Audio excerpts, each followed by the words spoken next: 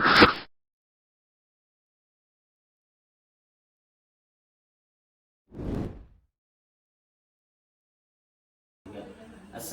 warahmatullahi wabarakatuh. Hai hai. Kembali lagi di Hello Podcast. Saya Alvin Mukhtar Khair sebagai host di Hello Podcast akan membicarakan tema tentang komunikasi. Kenapa sih kita perlu berkomunikasi? Ngapain sih kita perlu komunikasi? Nah, sebelum membahas lebih dalam, Alvin tidak sendirian nih. Alvin ditemani sama partner kita. Hai. Nah, sebelum membahas lebih dalam tema kita pada kali ini, apa salahnya sih kita lebih mengenal partner kita ini dan backgroundnya? Hai, kenalin aku Fatur Rahman, alumni dari Prodi Komunikasi dan Penyiaran Kesal tahun 2018 sampai tahun 2022. Alhamdulillah kemarin baru aja wisuda S1 tanggal 9 Oktober kemarin. Kita sama-sama anak KPI ya, anak Komunikasi nih ya. Nah Kak, ini kita kan akan membahas tema tentang komunikasi nih. Sebagai anak komunikasi tahu dong kita cara berkomunikasi yang benar. Apa sih komunikasi itu Kak? Ya, apa sih komunikasi itu? Nah, kan deskripsi simpelnya kan komunikasi itu kan sebagai alat sarana untuk mengantarkan pesan atau alat berkomunikasi. Dari komunikan dari komunikan ke komunikator. Nah, menurut Kak Rahman gimana nih tentang komunikasi? Menurut aku ya, kayak komunikasi itu penting banget ya. Karena semua proses kita sehari-hari itu ya ada komunikasinya. Karena komunikasi itu menurut aku nggak serta-merta kayak ngobrol antara satu orang sama orang lain. Soalnya kayak kenapa semua itu bisa jadi komunikasi? Karena komunikasi itu intinya si A sama si B ini sama-sama ngerti aja. Oh, pada intinya pentingnya komunikasi itu Untuk biar saling mengerti. Soalnya kan komunikasi itu proses ini pengalihan pesan dari komunikator sama komunikan kan. Jadi semua kenapa bisa jadi komunikasi? Soalnya kayak kita kedepin mata nih. Misalnya kita mengambil minum, aku tinggal ngomong pin. Selama kamu ngerti, itu udah jadi komunikasi. Simpel itu sebenarnya komunikasi. Nah di komunikasi kan itu ada 4 bentuk ya Kak? Iya. Itu ada komunikasi intrapersonal, interpersonal, komunikasi kelompok, sama komunikasi organisasi. Nah, ini ada yang lebih, menurut saya nih Kak ya, di antara komunikasi ini ada yang komunikasi lebih penting. Urgent gitu. Iya, lebih urgent gitu. Itu komunikasi ke keluarga. Itu masuk kemana sih Kak untuk komunikasi itu? Kalau kata aku ya, komunikasi kita sama keluarga itu lebih ke yang interpersonal. Soalnya hubungan komunikasi antara orang satu sama orang lainnya. Walaupun kita keluarga nih ya, kenapa komunikasi sama keluarga itu tetap masuk yang interpersonal? Karena walaupun kita keluarga, kita tetap orang yang berbeda. Misalnya walaupun kamu adikku, aku kakakmu, kita tetap kedua orang yang berbeda. Jadi kita punya bahasa masing-masing dalam menyampaikan apa yang kita mau. Jadi menurut aku komunikasi dalam keluarga itu maksudnya interpersonal. Begitu. Nah, jadi gini kan banyak kan problematika di luar sana yang sebenarnya cuma gara-gara komunikasi saja itu bisa memecah gitu. Bisa seperti kan komunikasi di keluarga itu bisa dampaknya jadi nggak akur, terus perselingkuhan. Itu menurut kakak untuk mengatasi problem. Kata aku gini ya, kenapa komunikasi itu jadi unsur yang penting banget dalam hal apapun, dalam hal hubungan percintaan, pertemanan, kerja, komunikasi itu nomor satu. Kenapa kayak gitu? Soalnya karena kita membahas tentang keluarga nih, nggak semua hal bisa dipahami sama antara orang satu sama orang lain, apalagi sama dalam keluarga nih. Walaupun kita dari kecil bareng, terkadang ada hal-hal yang mereka nggak bakal ngerti kalau kita nggak ngomongin. Nah itu pentingnya komunikasi itu di situ. Kenapa? Kalau menurut kamu ada yang keluarganya jadi pecah, itu karena kalau menurut aku ya, nggak adanya bentuk komunikasi di antara mereka. Karena kita sebagai anak-anak biasanya sama orang tua itu takut nggak sih ngomong, ya kan? Kayak kita mau ngomong apa yang kita mau ke orang tua kita aja kita takut. Itu salah satu bentuk komunikasi yang nggak lancar loh. Kayak gitu. So, kenapa tetap penting juga komunikasi dalam keluarga? Ya biar kita sama-sama paham. Soalnya kan inti dari komunikasi itu di saat antara komunikan sama komunikator itu saling tahu apa yang mereka sampaikan. Jadi apa yang aku sampaikan ke kamu, kamu harus ngerti nih. Itu inti di komunikasi. Sama di keluarga juga gitu. Kalau kamu misalnya kamu disuruh A sama orang tua, tapi kamu nggak ngerti nih orang tua kamu itu pengennya kayak apa sih, kayak kamu mondok deh karena kamu ngertinya cuma kayak oh ya udah orang tua aku kan nyuruhnya aku mondok, ya udah aku mondok aja tanpa ada bentuk komunikasi lanjut kayak orang tua pengennya kamu mondok pengen kamu jadi apa atau kamu pengen bisanya apa, itu kan masih nggak jelas. Jadi bentuk komunikasi itu harus lebih diomongin lagi. Kayak mungkin kalau orang tua ngomong ke anak bahasanya kasar atau meninggikan diri, itu juga bisa jadi perpecahan dalam keluarga. Kayak kalau si anak ini nggak tahu karakter orang tuanya, jadi dia bakal sakit hati nggak sih? Coba deh kamu, misalnya kita nggak munafik ya, kayak sering kan kita dimarahin orang tua, dinasihatin, tapi kita jatuhnya ngerasa kayak apa sih kok dimarahin, apa sih kok gini. Itu karena ya apalagi kayak umur kita udah menuju dewasa. Kayak unsur paksaan itu udah nggak masuk lagi. Udah nggak masuk kan. Jadi ya itu. Jadi harus pola komunikasinya harus diubah. Gimana cara berkomunikasinya yang harusnya diubah. Tapi kan ini pengalaman saya kayak kita berbicara ke bukannya kita takut atau gimana ya, kayak kita kalau berkomunikasi ya kita tuh lebih sering mikir ke kemana gitu, kayak kita misalnya ngomong ke orang tua nih, nah kita ini mau ngomong apa enggak, takutnya nggak dibolehin itu kayak itu menghalangi kita berkomunikasi. Nah yang penting itu di situ. Terkadang kita jadi anak itu kita terlalu takut untuk memulai berkomunikasi sama orang tua.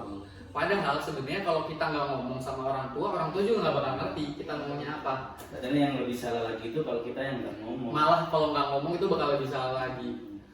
Karena kita bakal tahu kita salah apa enggak kalau kita udah ngomong. Kalau kita udah nyoba, kita bakal tahu bakal dibolehin apa enggak sama orang tua kita. Kalau kita udah ngomong, kalau kita udah minta izin boleh apa enggak. Makanya kenapa lagi-lagi komunikasi itu bakal penting banget. At least dalam keluarga itu penting banget. Karena bakal sering kayak gitu, ada kesalahpahaman kayak kita takut mau ngomong ke orang tua juga nggak ngerti, soalnya kita nggak ngomong kalau kita punya sesuatu yang pengen kita sampaikan. Makanya bentuk komunikasi itu macam-macam banget. Kalau menurut aku setiap keluarga itu punya bentuk komunikasinya masing-masing. Gitu. Berarti apa salahnya sih ngomong gitu kan ya? Iya, intinya tuh ngomong dulu. Menjembatani, soalnya komunikasi itu menjembatani hubungan kita sama orang lain. Benar-benar gimana cara komunikasi kita. Sebenarnya sama orang tua ya gini, kayak orang tua itu nggak bakal melarang anak kalau kita menyampaikannya itu benar. Misalnya kita pengen jalan-jalan nih, kalau kita cuma ngomong, "Pak, aku pengen jalan-jalan," kemungkinan 70% lah nggak bakal dibolehin. Soalnya nggak jelas jalannya mau kemana, pergi sama siapa, atau mungkin cara kita ngomong ke orang tua itu terlalu kasar. Itu juga bakal jadi faktor boleh apa enggaknya nih sama orang tua. Balik lagi, yang penting apa? Komunikasi. Cara ngomong kita sama orang tua itu gimana? Itu komunikasi di keluarga ya. Nah ini di pengalaman kita di KPI ini kayak kadang kita tuh sering kalau acara itu sering miskomunikasi gitu kan. Jadi pendapat kakak nih yang sudah 4 tahun di KPI ini, gimana caranya agar kita nggak miss dan yang nggak sakit hati gitu kan? Berarti jatuhnya kan organisasi ya. Komunikasi dari organisasi nih. Komunikasi organisasi sama komunikasi kelompok. Apalagi yang sering jadi kendala itu pas lagi event acara. Poin kalau menurut aku poin utama dalam komunikasi organisasi itu kita harus tahu jabatan kita masing-masing. Ngerti nggak sih kayak divisi kita masing-masing itu seperti apa? Kita harus ngerti dulu nih. Misalnya divisi acara itu tugasnya ngapain sih? Divisi keamanan itu tugasnya ngapain sih? Komunikasinya harus kita bangun dari situ dulu. Kita kalau nggak kenal siapa kita nggak bakal bisa ngasih tahu orang siapa kita. Sederhananya seperti itu. Jadi kenapa bisa jadi miss? Soalnya kadang kita misalnya kamu di divisi acara, aku di divisi perlengkapan. Karena kamu nggak paham job desk kamu seperti apa, job desk aku seperti apa, missnya bakal di situ. Kayak divisi acara sama perlengkapan ini, si acara harus tahu bener-bener konsep acara seperti apa, karena mereka yang ngebentuk, dan perlengkapan juga harus tahu konsep acara seperti apa. Soalnya gimana mereka mau ngelengkapin kebutuhan acara kalau mereka nggak tahu konsep acaranya seperti apa, kayak gitu. Jadi sebelum biar nggak ada miskomunikasi di antara organisasi ini, mereka harus tahu satu sama lain. Divisi ini itu kerjanya ngapain sih? Divisi ini itu kerjanya ngapain sih? Kita harus tahu dulu satu sama lain dulu. Harus mengenal satu sama lain divisinya, bukan personalnya, karena kita ngomongnya ini kan komunikasi organisasi. Tapi kan kita sering kayak bingung gitu kan, apa ini job desknya perlengkapan atau job desknya tim acara gitu. Nah itu kan maksudnya di codingnya di job desknya. Ya di job desk tadi. Nah kadang kan kita di rapat itu ya itu masih sering miss itu kan. Jadi nih ini nih yang dibilang yang paling penting itu kita harus tahu job desk masing-masing dulu. Kenapa sering jadi miss itu? Soalnya sering ketukar gitu loh, ngerti nggak sih? Nah iya. Kayak si divisi acara dia tahu nih job desknya ini, tapi tidak dikomunikasikan sama yang misalnya perlengkapan yang akan memenuhi kebutuhan mereka. Tapi si perlengkapan juga gitu, selama dia tidak dihubungi untuk dikasih tahu konsep acara seperti apa, ya dia nggak bakal bisa memenuhi kebutuhan si acara. Kalau miskomunikasinya kayak job desk-nya seperti apa, itu kesalahan dari setiap personal. Kenapa seperti itu? Dalam organisasi kita harus tahu dulu kerjanya ngapain, itu organisasi apa, tujuan organisasinya ngapain. Itu poin-poin penting dalam organisasi ya menurut aku. Jadi harus tahu organisasinya seperti apa, tujuannya apa, visi misinya apa, yang dilakukan tuh apa. Kalau itu udah diketahui semua, nggak bakal ada miss. Soalnya mereka tahu nih, tahu posisi. Oh aku harusnya kayak gini. Oh aku harusnya kayak gini. Kalau aku butuh ini, aku harus menghubungi ke divisi ini. Harusnya seperti itu. Tapi ada ya, kita nggak bisa ngelak ya. Tapi ada beberapa oknum yang kayak udah ngerasa aku kan divisi ini. Jadi yang butuh aku nggak butuh yang lain, mereka yang butuh aku. Soalnya jabatanku divisinya ini. Kayak gitu. Ego itu harus diredam dalam organisasi. Jadi kita nggak bisa kayak egois gitu. Nggak boleh loh. Maksudnya nggak kayak egois yang baik gitu kan, misalnya kita kayak berambisi. Nah, ambisi sama egois beda ya. Ambisi sama egois beda. Kalau ambisi itu diiringi sama hal-hal yang baik. Kayak kamu pengen itu jadi bagus, itu kan baik. Tapi gimana cara kita mengaplikasikannya? Kadang orang ada yang ambisi nih, kamu pengen bikin project A bagus, kamu ambisi, tapi kamu harus ingat untuk mencapai project A ini ada beberapa perintilan yang harus dikerjakan dan nggak bisa kamu kerjakan sendirian. Ambisinya bagus, tapi gimana cara mekanisme kerjanya? Makanya kenapa aku bilang pentingnya di organisasi itu harus tahu job desk, harus tahu tujuan, harus tahu bentuk organisasinya itu seperti apa sih. Itu penting banget untuk menjalani sebuah organisasi. Menurut aku kayak gitu ya. Tuh.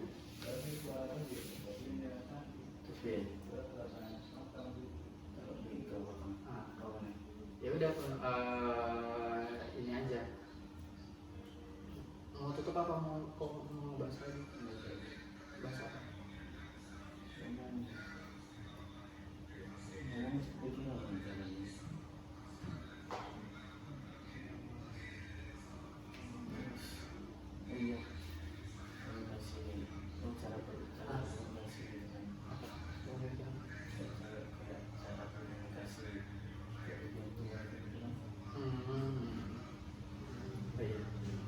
berarti kamu mau bagi, oh iya, tadi itu kan komunikasi kalau di organisasi kan kayak gitu ya. Tapi kita balik lagi yang komunikasi dalam keluarga, pasti beda dong ya cara ngomong kita sama kakak atau sama adik. Apa di komunikasi itu ada aturannya nggak sih? Gitu. Balik lagi ke topik yang pertama nih, yang komunikasi dalam keluarga. Jadi kamu ngomong dulu sih. Tadi kan kita udah ngebahas tentang komunikasi dalam organisasi.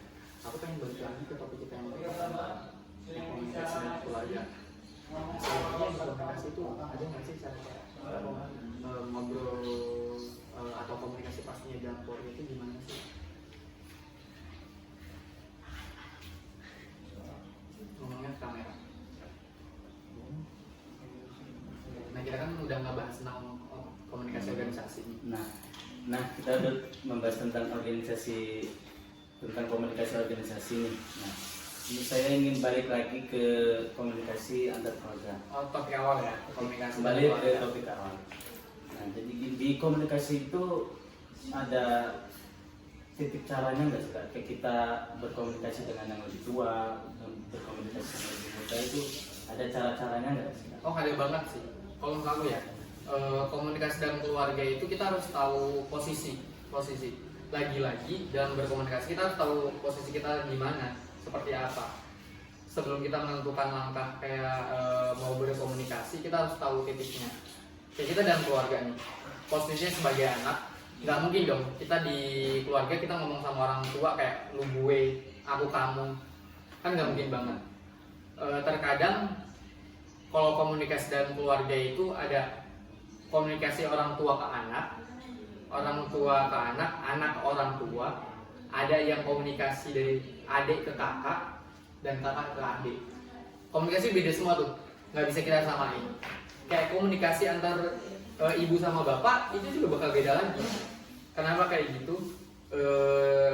Terkadang nggak semua orang atau semua usia itu bisa nerima bentuk komunikasi. Kayak misalnya gini, kamu nggak mungkin dong ngomong sama orang tua kayak Pak, kamu loh makan sembarangan. Nggak mungkin kayak gitu kan. Nggak mungkin kayak gitu kan. Jadi kita harus bedain nih gimana cara berkomunikasi sama orang tua, sama teman sendiri, sama adik, sama kakak. Biasanya kalau tata keramanya nih, kamu orang mana? Bukan orang Jawa? Bukan. Biasanya kalau di Jawa kan ada tata keramanya. Kalau bisa bicara sama orang tua itu harus yang lebih halus. Pemilihan bahasanya itu harus dipikir lagi. Gimana bahasa-bahasa yang tidak menyakiti hati orang tua. Tapi di luar itu, terkadang aku mau nanya kamu dulu ya. Walaupun kamu hostnya, aku pengen nanya. Komunikasi kamu lancar nggak sih sama orang tua? Komunikasi sih ya lancar. Ya bukan berarti orang luar Jawa komunikasinya nggak ramah dan tidak ada adabnya. Ada, tapi ya itu dengan cara kami sendiri. Mungkin Disclaimer ya, bukan berarti orang luar Pulau Jawa itu tidak punya pemilihan Bukan bahasa yang sama. baik, tapi ada ada caranya sendiri. Ya emang kalau di Palembang kan bicaranya kan pakai nada yang lebih tinggi gitu kan. Kalau orang Jawa pasti kaget tuh. Nah, tapi kalau kita ngomong di Palembang, kita ngomong sama teman kita sendiri itu dengan nada yang tinggi itu nggak apa-apa. Tapi kalau sudah sama orang tua itu nadanya itu atau temponya itu agak turunin. Jadi tetap harus dibedain kan. Kayak di keluarga itu kalau sama orang tua gimana, adik gimana, kakak gimana. Tapi gimana sih? Komunikasi kamu sama orang tua itu gimana? Apakah kamu tipe yang, soalnya kan menurut aku ya nggak semua keluarga sama. Jadi ada tipe keluarga yang semua hal dibicarakan sama orang tuanya. Ada yang malah nggak sama sekali. Nggak sedikit loh orang yang keluarga yang mereka itu nggak tahu urusan satu sama lain. Kayak orang tua taunya anaknya cuma ya udah tugas mereka belajar, orang tua nyari duit ngasih anak udah kayak gitu aja. Kalau hubungan aku kalau ke ibu itu komunikasinya udah kayak teman sendiri, tapi masih ada batasan gitu kan. Kayak apa? Kan kami kan sama-sama mondok ibu, jadi omongannya itu bisa kayak lancar gitu. Masih ada yang relate lah ya. Masih ada yang relate gitu, jadi sering-sering guyon. Nah, tapi kalau dari ke pihak bapak itu yang agak kaku. yang agak kaku, enggak, tapi agak formal. Nah, Formal. itu menurut saya itu lebih bisa membatasi juga. Jadi kita Nggak semua hal kita bahas sama.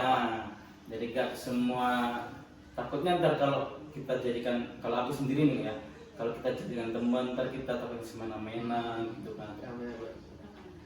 Kalau aku ya, nih aku punya tips trik buat ngobrol sama orang tua atau orang yang lebih tua nih. Kenapa? Kalau kita ngobrol sama teman sendiri atau sama adik kan kita lebih di posisi yang kalau kita taunya A ya kita ngomongin A, ya nggak sih? Kita kalau ngomong sama teman kayak gitu. Tapi itu tidak berlaku untuk kita berkomunikasi sama orang tua atau ngobrol sama orang tua kayak gitu. Karena ada saat dimana kita harus pura-pura bodoh buat melancarkan komunikasi kita sama orang tua. Nih, ingat ya.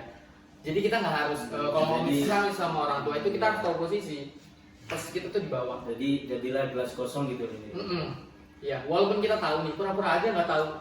Ya. Pura-pura nggak tahu, biar komunikasi kita sama orang tua itu lebih lancar, lebih banyak yang diomongin. Maksudnya itu kayak gitu. Ini tips buat kalian yang komunikasi sama orang tuanya nggak lancar, kayak kan tuh bingung apa sih yang mau dibahas sama orang tua, kayaknya nggak ada yang bisa dibahas kalau sama orang tua.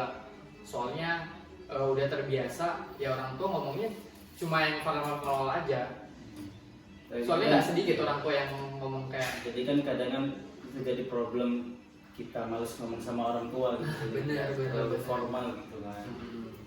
Nah, itu buat teman-teman. Jadi Itu bisa jadi tips. Jadi kalau ngomong sama orang tua, turunin sedikit ego sama pura-pura nggak tahu aja. Soalnya sebenarnya ngobrol sama orang tua tuh asik. Kenapa? Kita ngebahas sedikit aja, misalnya ngomong, misalnya kamu kerjanya di mana? Tambang. batu bara. Mungkin kan kamu tahu ya, maksudnya entah itu searching atau dari sosial media, kamu kan pasti tahu kan sedikit banyak tentang pertambangan kan. Cuma bisa jadi tips kayak ngobrolin aja sama orang tua, kayak ngomong ke ayah, kayak di tambang tuh gimana sih? Walaupun kamu nggak tahu nih, walaupun kamu udah tahu di tambang seperti apa, kamu bisa jadiin itu tips. Kayak ngomong ke orang ke ayah kamu, di tambang tuh gimana sih?